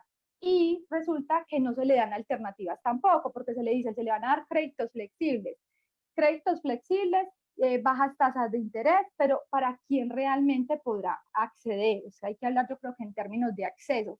¿Quién podrá realmente acceder, por ejemplo, a esos beneficios? Y ahí es donde uno empieza como a filtrar y se da cuenta que son muy pocos los que llegarán a tener esos beneficios para poder enfrentar esta crisis. Entonces, los trabajadores, y si me están escuchando su situación en este momento, a pesar de que el Ministerio del Trabajo por ningún lado está diciendo que autorice a ningún empleador a hacer un despido colectivo, hacer suspensiones hasta por 120 días, no los ha autorizado hasta el momento, y obviamente que no lo va a decir, es que es el ministro del Trabajo. Lo que él ha hecho hasta el momento es recordar lo que ya tiene la normativa laboral. Es un recorderis. Y decirle a los empleadores, primero no suspenda ni termine, ¿por qué no mira primero estas otras opciones y estas otras alternativas? O sea, le propone al empleador, que mire de otra manera esa situación. Es para enfrentar esta crisis de una forma solidaria, con responsabilidad social, y en ese sentido se pueda acatar esos lineamientos que nos da la OIT, que dice, hay que mantener al trabajador en su puesto de trabajo, pero también hay que mantenerle un nivel de ingresos. Entonces, en este momento, en la suspensión se mantiene al trabajador, pero no se le mantiene el nivel de ingresos. Y en otros casos se mantiene al trabajador en su puesto de trabajo, en su empleo, pero resulta que es a costa también de su salario, porque de alguna manera los empleadores han logrado coaccionar indirectamente, a veces muy directamente se lo dicen al empleado, firme esta licencia no remunerada, y ya sabemos, porque la profe Ivana nos lo decía ahorita con la circular 33, que tenía que ser a solicitud del trabajador, y resulta que esto indirectamente es por parte de una directriz del empleador que le dice, si no lo firma, usted posiblemente lo van a sacar de ese empleo. Y recordemos, si ese trabajador tiene como principal fuente de ingresos su trabajo, él de alguna manera va a acceder a todas esas medidas coactivas que el empleador le puede generar, por ejemplo, para que firme ese tipo de licencias no remuneradas, o por ejemplo, para que acceda a que se suspenda el contrato laboral. Entonces, en este sentido, el llamado es a que los trabajadores, los empleadores sobre todo, sean muy juiciosos, cuidadosos, diligentes, y asesoren muy bien sobre las medidas que van a tomar, porque si se equivocan, de una vez se los digo, nosotros los abogados laboralistas estamos aquí preparados. Cuando todos esos términos judiciales se activen, lo que se va a venir es trabajo para nosotros, porque todas esas terminaciones del contrato de forma ilegal las vamos a demandar. Todas esas suspensiones que se hicieron de forma irregular, que fueron improcedentes, también, porque es en aras de proteger a esa parte débil y vulnerable que tiene unos derechos que no pueden desconocer, y menos en este tiempo de coyuntura. Muchas gracias. Gracias, profe. Unas preguntas muy interesantes. Acá tomamos agua, profe. Yo creo que nos hizo un amplio recorrido, una postura de los trabajadores, y ahí sí empiezan las controversias. Hay muchas preguntas. Ya algunas de ustedes han ido contestando, sobre todo dio respuesta a ellas en esta parte final. pero hay otras que siguen siendo, digamos, para la controversia. ¿Puede el empleador pactar de mutuo acuerdo con el trabajador una licencia remunerada, pero solo del 50% del salario mínimo? Las licencias remuneradas son a potestad del empleador, es lo que acuerde con el trabajador. Hay unos permisos remunerados que por ley, la profesora Ilvana ahorita los enunció, está obligado a conceder el empleador, pero el empleador no está sometido a que las licencias remuneradas esté sometido a concederlas o a pactarlas de una forma igual a las que son permisos obligatorios que trae la ley. Profe, la empresa no quiere pagar ni las vacaciones que tengo vencidas desde el año pasado. ¿Eso es legal? Bueno, esas vacaciones no las ha disfrutado. La idea es que después de que cumpla un año de servicio, la persona descanse por lo menos 15 días, porque tiene todo el derecho. Es un derecho que ha conseguido fruto de su labor por un año a un descanso remunerado. Las empresas deberían conceder esos descansos en los tiempos cuando se hace, pues, verás ese derecho, y es concederlo porque esto tiene como una doble vía, y es que si el trabajador sale a ese descanso remunerado, esto genera de alguna manera bienestar en él y sus familias. Ese descanso retribuye energía, ¿cierto? La fuerza laboral viene diferente. Cuando viene diferente a la empresa por ese descanso remunerado, obviamente la productividad aumenta y las utilidades aumentan. O sea, lo que quiero ilustrar es que el empleador, si es juicioso en el reconocimiento de esas vacaciones en los tiempos que es, puede verlo reflejados en la productividad y por ende en sus utilidades. El pago de las vacaciones es un derecho, las puede acumular, las podrá disfrutar luego. Estamos en medio de esta contingencia, no sé si el empleador o la pregunta que están haciendo de pronto en este momento hizo uso de esas vacaciones, porque en este momento es una de las figuras que trae la circular 21, por ejemplo, para los empleadores, para que no terminen el contrato laboral y hagan uso de las vacaciones anticipadas, anuales o colectivas. Gracias, profe. ¿Es viable por parte de la empresa que le suspenda el contrato a la junta directiva del sindicato por no aceptar la licencia no remunerada, sabiendo que la empresa está laborando? No es viable, porque las licencias no remuneradas, y lo dijo el ministerio también en la directriz que dio en la circular 27, no pueden coaccionar a ningún trabajador, y mucho menos si es de un sindicato. Profe, una muy interesante. ¿Es legal despedir empleados en estas circunstancias cuando la empresa tiene una actividad económica y justo en estos momentos dice que cambiarán la actividad y por ende ya no requiere sus servicios?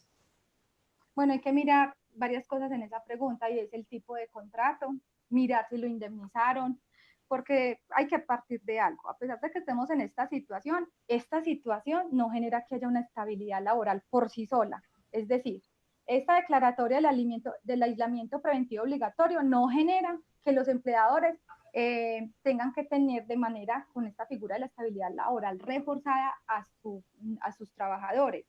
En ese sentido, el empleador, si termina el contrato laboral, indemniza porque no fue bajo una justa causa, o si acudió a la justa causa, hizo un debido proceso, los descargos, podrá terminar la relación laboral. Lo que no veo muy bien es lo del cambio de la actividad económica. Si va a cambiar la razón social o va a cambiar la actividad económica. Profe, son como los casos en que las empresas hoy se están adecuando a las necesidades del mercado y pues aquellos sectores que tienen más problemas con la productividad se han reinventado. Entonces te dicen, no, te terminamos el contrato porque en esta nueva, digamos, en este nuevo objeto de la empresa, esa nueva actividad económica o sea, tu perfil no lo necesito y lo indemnizan. Ejemplo, Sí, las pero empresas pueden entonces, despedir en ese momento. o sea, las empresas pueden despedir, pueden terminar el contrato laboral en este momento y en el que sea. Lo que pasa es que tienen que mirar si es por una justa causa, porque si fue sin justa causa tendrán que indemnizar. En eso quiero que los trabajadores tengan claridad. No es el hecho de que estén en la contingencia lo que hace que estén obligados a mantener la relación laboral. No, el empleador podrá terminar el contrato laboral, pero exceptuando a los que se encuentren en una estabilidad laboral reforzada. Con ellos es diferente. Y hago un ejemplo ahí. Si un empleador tiene un trabajador que se contagia por COVID y lo despide, eso es un despido ilegal. porque ya esa persona estaría en una estabilidad laboral reforzada. Y una para las dos. Profe Ivana, esta te la hicieron a ti ahorita inicialmente, pero me parece para las dos maravillosa esta pregunta. ¿Piensan ustedes que el cierre de la rama judicial afecta directa o indirectamente la garantía de los trabajadores en tiempos de la pandemia? ¿Empieza la profe Diana o empiezo yo? No, Profe Ivana, te damos la palabra. Que me dan la palabra. Que se afecta, me repite la parte final, porfa. Que se afecta en los derechos de los trabajadores, el cierre de la rama judicial en este momento. Claro que sí. Efectivamente va a afectar en materia laboral. ¿Por qué? Por las, digamos que hay acciones de tutelas por mecanismos, digamos, con afectación de derechos fundamentales, pero recuerden que no todo lo podemos llevar a derechos fundamentales, puesto que he analizado tutelas en las cuales se ha pedido el reintegro por esta contingencia y hay un juez que la ha fallado a su favor y hay otro juez que no. Entonces, digamos que el cierre sí tiene una afectación directa en materia laboral por los derechos vulnerados, aunque el nuevo decreto tuvo excepciones en materia laboral, en materia pensional, en materia de pensiones de invalidez, en materia paradójicamente de incrementos pensionales, cuando hay una posición ya clara de la Corte que dice que no aplican incrementos pensionales. Entonces es muy complejo también los procesos que se reabrieron, pero sí tiene una incidencia clara en materia laboral y con la afectación al trabajo. Aunque recuerden que seguimos con el mecanismo. Listo, vamos a retomar. Hablamos del tema de incapacidades y hoy con una relevancia en el tema de salud laboral entendida como el bienestar en los entornos de trabajo y una comprensión de que esto es un asunto que involucra al gobierno, a los trabajadores y a los empleadores.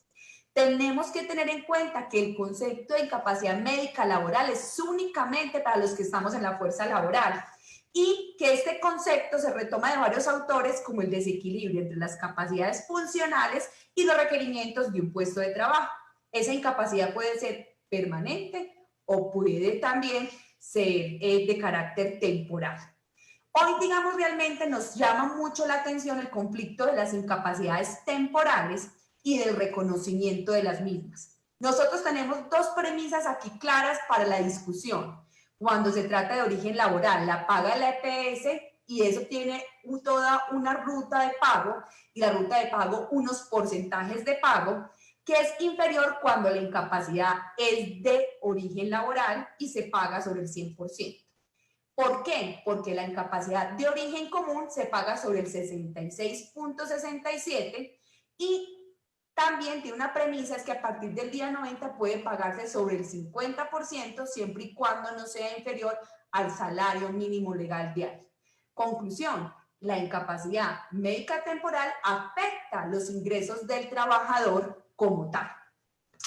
En medio de esta discusión del COVID-19 hay unos lineamientos que nos han llamado mucho la atención para retomar en materia de incapacidad y de observar el tema de integralidad o como se debe mirar hoy la salud laboral, y es el papel de la salud pública, porque estamos eminentemente ante una situación de salud pública en la que se ha afectado a un colectivo, en la que es posible mitigar esa afectación de este problema social y que esas son las medidas que se han tomado por parte del gobierno para la mitigación. Por eso lo ponemos en ese escenario. Pero también para la seguridad social, lo que involucra realmente asumir el pago de incapacidades, y para los trabajadores y empleadores, pues lo que se presenta en torno a, o se suman las discusiones de lo que nos planteaban nuestras compañeras Ilvana y Diana. Especialmente tenemos que hablar en marco normativo sobre la circular 17 de 2020, el decreto legislativo 538 y también pues tomar la resolución 666 y la reciente circular 30 como tal. Vamos a retomar estos temas para que podamos hilar con la discusión que se viene dando de controversias. Cuando hablamos de esos lineamientos mínimos que nos da la circular 17, la circular 17 es muy clara en decirnos desde febrero que los grupos de trabajadores expuestos son tres. Hay unos directos, otros indirectos y otros que se pueden considerar intermedios. Cuando nos dice que los que están expuestos a un riesgo directo, se está refiriendo a los que han tenido un contacto directo con los individuos que han tenido una clasificación como sospechosos o confirmados de COVID-19 y nos pone de ejemplo esta circular el sector salud, que es claramente para nosotros el que tiene una mayor exposición en este momento. Indirecto es porque la labor implica contacto con personas clasificadas como sospechosas, es una exposición incidental y pues hay unos riesgos a los que se están expuestos, pero no es por la actividad propia, sino por lo que se está, digamos, viviendo ahora y pues se tiene contacto con ellos. Y el intermedio en el que estaríamos cualquier clase de trabajador que puede ser un contacto a una exposición a un caso sospechoso confirmado. Realmente este tema nos trae y nos revalúa muchos asuntos en materia de seguridad y salud en el trabajo, especialmente porque hoy tenemos que reconocer que el riesgo biológico se entendía o se veía más visualizado en algunos sectores económicos y hoy se volvió un riesgo emergente en cualquier empresa. ¿Por qué? Porque es un virus y porque estamos todos expuestos y hasta que no haya una vacuna tendremos ahí ese riesgo biológico. Lo que se está haciendo son, digamos, todo un tema de mitigación. También en esos lineamientos quedan muy claros los presupuestos que tenemos que tener nosotros desde la seguridad y salud en el trabajo, es el papel de empleadores, contratantes, contratistas y trabajadores y todas las medidas que tenemos que considerar en medio de esta situación. Especialmente eso nos está hablando a unas acciones mínimas a ejecutar que están orientadas al lavado de manos, a los elementos de protección laboral y aislamiento cuando sea necesario. Ese aislamiento, pues, con una medida, y se ha hablado de los 14 días, y lo hemos visto en diferentes ponencias, cómo nos han explicado para qué es ese aislamiento, y pues esa mitigación lo que pretende en los entornos laborales también.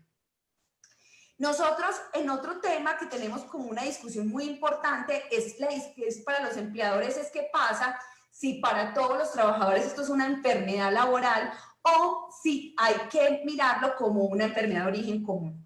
Lo primero que tenemos es que decir que de acuerdo a la normativa hasta ahorita que tenemos, especialmente el decreto legislativo 538-2020, solamente se ha considerado como una enfermedad laboral directa para el personal de salud. ¿Qué implica eso? A nosotros, nuestro marco normativo nos ha dicho muy claramente que la enfermedad laboral, conforme al artículo 4 de la Ley 1562 de 2012, hace referencia a aquella que es contraída como resultado de la exposición a factores de riesgo inherentes a la actividad laboral o del medio al que está expuesto el trabajador. Esta situación, hoy con un riesgo emergente, puede darse por el factor de riesgo propiamente o por el medio. Claramente, esa situación en el sector salud lo que hace es eliminar el requisito de demostrar el nexo causal y por eso se considera una enfermedad directa. Cuando hablamos de trabajadores del sector salud, es muy importante aclarar que incluye personal administrativo, aseo, vigilancia y apoyo que preste servicios en las diferentes actividades de prevención, diagnóstico y pues de la atención de la enfermedad. ¿Esto para qué? Para que se les reconozca todas las prestaciones asistenciales y económicas como enfermedad laboral directa, por lo tanto, de riesgos laborales es quien reconoce esa prestación. No se requiere la determinación del origen, por supuesto, tiene que estar confirmado el diagnóstico y pues es poner en evidencia la necesidad de tener en cuenta ese riesgo emergente en el sector salud, pues que es un riesgo biológico que siempre habría de estar expuesto por ser un virus. Pero, ojo, que esa es la aclaración que tenemos que hacer a los empleadores, en los casos en que haya factores de riesgos inherentes o el medio al que esté obligado el trabajador, efectivamente habrá lugar a indicar que es una enfermedad laboral, pero habrá que demostrar el nexo causal frente a la actividad que desempeña el trabajador o el medio al que está expuesto. No quiere decir que la norma hoy en Colombia nos esté descartando que el COVID-19 pueda ser reportado por un empleador como enfermedad laboral. Lo que sí tenemos que decir es que se presume inicialmente su origen común porque como es un virus, pues está en todos los ambientes, no solamente en lo intralaboral, sino en lo extralaboral y fuera de eso, pues el contacto que tenemos con nuestro núcleo familiar, el transporte que utilizamos para diferentes actividades como por ejemplo ir a mercar, entre otros. Entonces, esa es la primera precisión que tenemos que hacer. Nosotros, cuando hablamos de este tema, tenemos que ser muy claros que como empleadores, si tenemos un buen sistema de gestión, eso nos permitirá identificar si hemos tomado todas las medidas de seguridad, que ahorita vamos a hablar un poco de ellas, y en ese sentido, pues se descartaría si se presenta o no como de origen laboral. El ejemplo clásico es el trabajador que llegó de las vacaciones y ya llegó como un sospechoso de contagio, se le hace la prueba y se confirma y por lo tanto pues descartaríamos el origen laboral. También tenemos que decir que la normativa es la misma, el mismo decreto legislativo, habla de una compensación temporal para el afiliado al régimen subsidiado. No lo llama incapacidad, porque en Colombia únicamente hay lugar a incapacidad aquel que contribuya, en un régimen contributivo, no en el régimen subsidiado. ¿Qué tenemos que decir de esta norma? Es progresista, porque pues por lo menos tiene en cuenta esa población informal que está expuesta, pero la norma tiene una inconsistencia. Nos dice que le va a dar 7 días de salario mínimo legal diario por una sola vez y a un núcleo familiar. ¿Qué quiere decir? Por grupo familiar a una persona. Y pues obviamente nos habla de diagnóstico confirmado. Pero entonces le dice que tiene que cumplir la medida de aislamiento. Y la medida de aislamiento, con esos marcos que nos han dado de mitigación, nos han dicho que son 14 días. Entonces, hay una contradicción frente a lo que es el pago y la condición para recibir lo que es la medida de aislamiento. También es muy importante tener en cuenta que acá ya hemos ido avanzando y se habla de unos protocolos de bioseguridad. En términos generales y para el sector que sea distinto al sector salud, tenemos que tener en cuenta la resolución 666 en la que nos habla claramente del papel del empleador, el papel del trabajador y de los contratantes y contratistas. ¿Esto para qué? Para que se tomen todas las medidas de protección necesarias y que efectivamente se evite el contagio. Esta es una resolución que todos los empleadores tienen que tener muy clara para poder iniciar la actividad laboral en la medida que el gobierno vaya dando las autorizaciones, pero que la controversia en tema de incapacidad y de productividad y de contratación se genera especialmente con aquellos que han dicho tienen enfermedades o condiciones preexistentes de alto riesgo. ¿Para qué? Para el COVID-19. Esto basado en los estudios que se han realizado, pues que tendrán una evidencia científica, pero que a medida que se avance la investigación, pues nos dará, digamos, nuevos resultados. Inicialmente se ha hablado de los mayores de 60 años, de las personas con diabetes, de las personas con hipertensión arterial, las personas que hayan tenido antecedentes de accidente cerebrovascular, las personas con VIH, con cáncer, con uso de cortisoides o esteroides, uso de medicamentos inmunosupresores, la enfermedad pulmonar obstructiva crónica, la obesidad, la desnutrición y los antecedentes de tabaquismo. Cuando vemos esta población, viene una inquietud frente a las incapacidades muy particular por parte de los empleadores, y es si esas personas, como no pueden regresar inicialmente al mundo laboral, al entorno laboral, y de pronto ya han revisado las diferentes alternativas que contaban mis compañeras, y especialmente no aplican ellos el trabajo remoto o el trabajo en casa, no ven más alternativas los empleadores, entonces dicen, ¿será que el sistema de salud puede asumirlas como si tuvieran una incapacidad ante la imposibilidad de regresar a la fuerza laboral? Tenemos que dejar muy claro que solamente puede mediar un pago de incapacidad cuando un médico tratante considere que las personas efectivamente tienen limitada su capacidad para realizar su puesto de trabajo como tal. O sea, que tiene una condición de salud que le impide regresar al mundo laboral para ejecutar una actividad en términos generales. No porque diga que la persona no tiene ninguna condición de salud agravada y puede tener una incapacidad simplemente por tener una comorbilidad. Esto es muy importante aclararlo, porque es que una persona que tenga una enfermedad crónica, una persona que presente cualquiera de estas situaciones, necesariamente no está en incapacidad médica.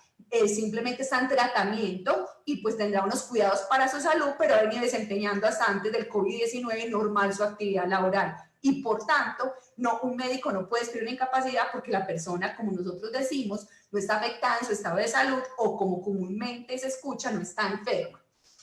Eso es muy importante. ¿Por qué? Porque esto lleva al empleador a muchas cosas, como cuáles, tener un perfil epidemiológico de sus trabajadores, y la fuente de información tiene que ser los exámenes ocupacionales de ingreso, los periódicos, los post-incapacidad, la historia clínica que de pronto en algún momento se llegue para determinada situación concreta que quiera el trabajador poner de manifiesto, teniendo en cuenta que tiene reserva la historia clínica y que debemos partir de un principio de buena fe. Pero que también en toda esa situación que debe planear el trabajador en sus protocolos de bioseguridad, los llevan a contemplar que no solamente puede mirar los puestos de trabajo, sino todo el tema de las zonas de comunes, de los espacios de descanso que tiene el trabajador, y pues que en mayores de 65 años que tienen comorbilidades, pues habrá necesariamente que plantear que la situación ya tiene una evidencia, digamos, a nivel científica, médica, que nos ha dado unas anotaciones importantes. Y que la normativa vigente en la resolución 666 habla de la población no solo de 65, sino de 60 años. Y ahí viene la circular 30 que ha generado tanto ruido del Ministerio de Salud, en la que plantea prácticamente como una interpretación de que es que los mayores de 60 hay que mirarles si tienen comorbilidades y que será el empleador el que determina si puede trabajar en casa o puede darle unas medidas de bioseguridad mayores para que regrese al empleo. Una circular no está por encima de una resolución. Además, dentro de la integralidad de un sistema de gestión de seguridad y salud en el trabajo, del tema de bienestar del trabajador y del tema de política empresarial, tendrá que analizar el empleador si estará dispuesto a asumir ese riesgo en materia de responsabilidad cuando usted, una persona con mayor de 60 años, en los términos planteados por la norma, la expone realmente a regresar al entorno laboral. De todo esto, nosotros nos genera unas discusiones muy interesantes y que nos reflejan realidades como la que planteaba la profe Diana ahorita. Hay trabajadores que hay que mirarlos más allá de la resolución 666, que estamos hablando de los trabajadores sensibles, aquellos que tengan unas condiciones, por ejemplo, de discapacidad, en contexto de discapacidad, con una estabilidad ocupacional reforzada, o simplemente el tema de las personas que tienen una debilidad manifiesta por un estado transitorio de salud. Frente a estos aspectos, queremos abrir el debate y recibir sus preguntas para analizarlas.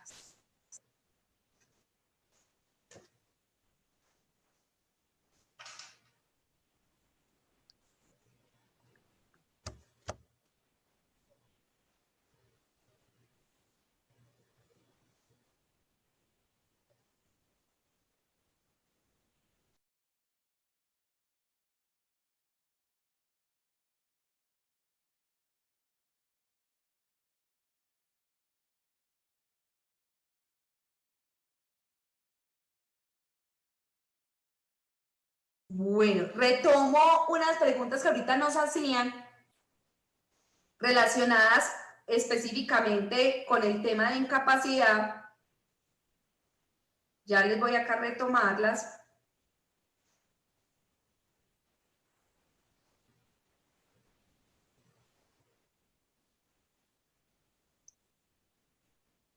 Profe, hasta el Sí. momento no se me hace como el reporte, las preguntas de los participantes,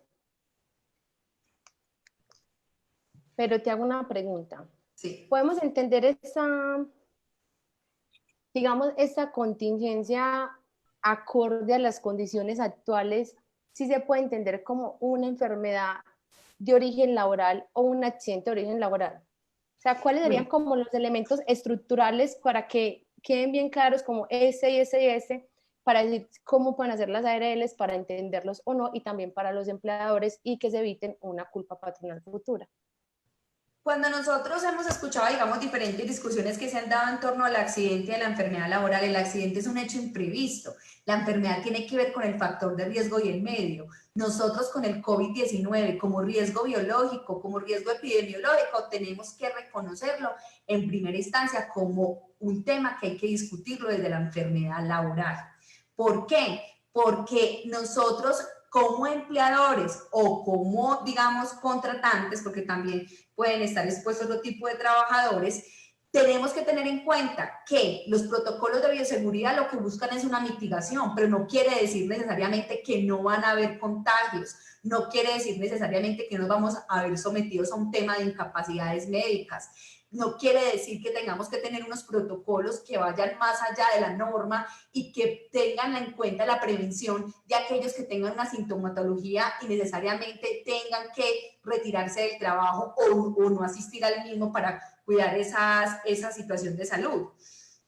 Por ejemplo, profe, aquí nos decían también, por ejemplo, en la incapacidad común dentro de la suspensión, es si por ser la situación especial, ahorita nos la hacían, si por ser la situación especial, un virus, la EPS está obligada a pagarla sobre el 100%. Tenemos que decir que el tema de las incapacidades médicas no ha cambiado en Colombia, el marco normativo y legal no ha cambiado, tenemos que retomar las normas vigentes y por lo tanto el pago de una enfermedad de origen común parte del presupuesto pagarse sobre el 66.67, precisando que muchos empleadores de forma voluntaria la pagan sobre el 100, pero no hay una norma que le obligue los 2 primeros días a pagar sobre el 100, y que a partir del tercer día las EPS siempre pagan sobre el 66.67, y en caso de enfermedades prolongadas al día 90 va al 50% del salario del ingreso base de cotización, porque también eso es otra cosa, los empleadores están obligados a cotizar sobre sus salarios, ese es el ingreso base de cotización, no es necesariamente la realidad que pueden presentar algunos trabajadores, hay un incumplimiento, pero supongamos que sí corresponde. Ese 50% nunca puede ser inferior al salario mínimo legal diario, pero eso implica que sí hay una disminución en cuanto a los ingresos del trabajador. Profe, acá me hacen una pregunta. Si una persona viene en constante generación de incapacidades por accidente de trabajo, pero aún no es calificado, ¿opera la suspensión del contrato o estaría amparado bajo esta modalidad de estabilidad laboral? Bueno, hay que mirar las circunstancias específicas. Este caso, nosotros molestamos mucho que siempre los abogados decimos depende, pero en estos casos sí que sí. Hay que revisar muy bien qué ha pasado con ese trabajador. En el caso de enfermedades prolongadas, incapacidades prolongadas, tenemos que ser muy claros. Digamos que lo más factible es que sí estemos frente a un trabajador con estabilidad ocupacional reforzada, porque nuestra Corte ha dejado claro que no necesariamente tiene que tener ya una calificación de pérdida de capacidad laboral, pero ojo, muchas veces también nos hemos demostrado, tanto en el contexto académico como en el contexto litigioso, que muchas veces los empleadores es que no han realizado el acompañamiento necesario al trabajador y no han hecho seguimiento a la atención que han tenido de forma continua o descontinua por el sistema de salud, no han hecho seguimiento al tema de cómo va esa calificación de pérdida de capacidad laboral. Entonces, muchas veces son omisiones que han pasado del sistema de seguridad social en salud, del empleador de acompañamiento, y se ha dejado avanzar una situación que tiene solución. Entonces, habría que revisarlo con mucho cuidado, pero en este momento sí habría que hacer, digamos, un litigio estratégico con toda la población que consideremos vulnerable, no solamente de la normativa, sino porque tengamos casos anteriores de trabajadores con recomendaciones médicas, con incapacidades prolongadas, en procesos de calificación de pérdida de capacidad laboral. Listo, profe. Viene otra pregunta muy interesante. Cuando un trabajador de la salud con sospecha de infección es enviado a su casa para aislamiento y después se define que no tuvo COVID-19, ¿cómo se debe enfocar? No es incapacidad laboral, pero tampoco lo cubre una incapacidad. Ese tiempo, ¿quién asume su respectivo pago? El empleador, sea del sector salud o sea de cualquier sector. Eso sí está clarísimo. Ahí, pues en otros espacios nos han preguntado mucho, o los empleadores nos consultan y nos dicen, es que eso lo debería pagar el sistema de salud. El sistema de salud no puede pagar sino incapacidades. Ese tema de prevención y aislamiento, lamentablemente, no, el Estado no tiene un mecanismo creado para él. Y mientras esté vigente una relación laboral, quien debe asumirlo es el empleador. Listo. Profe, otra pregunta. sea, como que nos recoge todo esa pregunta. Los comerciantes que como persona natural desarrollan actividades comerciales con no más de 2 trabajadores, ¿están obligados a implementar un sistema de gestión o basta con desarrollar el protocolo de bioseguridad en los términos del anexo de la resolución 666? La profe Ilvana sabe que el tema me encanta, entonces por eso creo que lo pone en antelación. ¿Qué ha mostrado este tema o esta situación que estamos viviendo? Primero, reconocer que hay un riesgo emergente. No estábamos preparados y nadie dijo, vamos a planear para el 2020 un virus. No. Pero ojo, el sistema de seguridad y salud en el trabajo sí debería estar ya en camino, debería estar ya desarrollándose por parte de todos los empleadores. Entonces, a la persona que hace la consulta, sí, tiene que tener sistema de gestión. Es más, usted tiene que tenerlo hasta para la persona que le colabora en su entorno familiar. Las empleadas de hogar, para todos hay que tenerlos. Estamos pendientes de una respuesta del ministerio que nos diga cómo con las empleadas de hogar, pero sí tendría que tenerlo. Pero cuando estás hablando de una actividad comercial, sin duda, mejor dicho, ya deberías de mirar cómo vas a articular, porque no puedes estar hablando de un protocolo de bioseguridad sin tener el sistema de gestión. Importante, el sistema de gestión no puede ser de papel, tiene que ser un sistema de gestión que realmente quieras ejecutar, o sea, planearlo, ejecutarlo, verificarlo. Listo, profe. Otra pregunta. Ya sí se vinieron toda la ronda de preguntas. ¿Es posible calificar como enfermedad laboral el COVID-19 para trabajadores que no sea asistencial o salud? Sí, es lo que planteaba ahorita. Habría que demostrar el nexo causal entre el factor al que está expuesto, el factor o el medio al que está expuesto el trabajador. Y en esa medida, pues cuando se demuestre el nexo causal, habrá lugar a decir que hay o no enfermedad laboral. Explico. Si tú tienes, por ejemplo, una actividad productiva como, por ejemplo, alimentos, ¿sí? Y empiezas a identificar que digamos, los protocolos de bioseguridad no fueron implementados adecuadamente, sino simplemente, como diríamos, de papel, ¿sí? Con lo mínimo, pero empiezan a detectarse fallas en su aplicación, como por ejemplo que verificaste que si tuvieran el distanciamiento cada trabajador, que si se tuviera en cuenta turnos, muchos aspectos que digamos en la práctica habría que revisar, y empiezas a tener un caso sospechoso, empiezas a tener un caso confirmado, segundo confirmado. Eso te dará un antecedente para demostrar al trabajador que efectivamente estuvo expuesto al factor y que ese medio al que fue obligado a trabajar fue el que generó esa enfermedad. ¿Por qué? Porque de pronto descarta incluso que está en su núcleo familiar, ¿sí? Y hay una observación. Por ejemplo, el tema del trabajador asintomático. Si tú tienes un trabajador asintomático, ¿sí? Como nosotros no tenemos en Colombia la posibilidad de que todo el mundo se le haga la prueba, ¿cierto? Mejor dicho, la única forma para uno descartar en este momento el tema de la enfermedad laboral con el tema de los asintomáticos sería que se le hiciera prueba a todo el mundo y no tenemos la capacidad económica ni el sistema de seguridad social para hacerlo. Entonces, será un riesgo que tendremos que mirar cómo se va a desarrollar. Y el éxito como empleador será cómo implementes el protocolo de bioseguridad y cómo lo articules con todo tu sistema de gestión de seguridad y salud. Listo, profe. Otra pregunta, para que vamos cerrando con la parte de preguntas. En la parte laboral, relacionada con el personal de salud, que a la fecha no han recibido los elementos de protección y se infecta por COVID, ¿se puede decir que por el incumplimiento de la ARL y del empleador de no dar los elementos de protección personal, tienen una responsabilidad civil contractual? Total, se vendrá todo un tema de responsabilidad del empleador, unas discusiones que serán muy interesantes a nivel del litigio, y lo dijo la profe Diana. Esto, mejor dicho, nos lleva a decir como empleadores, por favor, si usted no tiene la capacidad para implementar lo que le están exigiendo, lo que debió hacer antes del COVID y lo que le implica ahora esta situación de las medidas de aislamiento, por favor no active su empresa.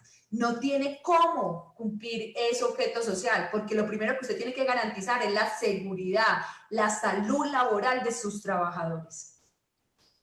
Listo, profe, ahí terminamos la ronda de preguntas.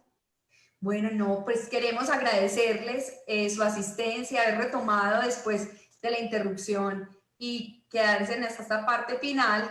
Agradecemos a todos y los invitamos a seguir participando en todos los que programa la Facultad de Derecho durante este aislamiento social.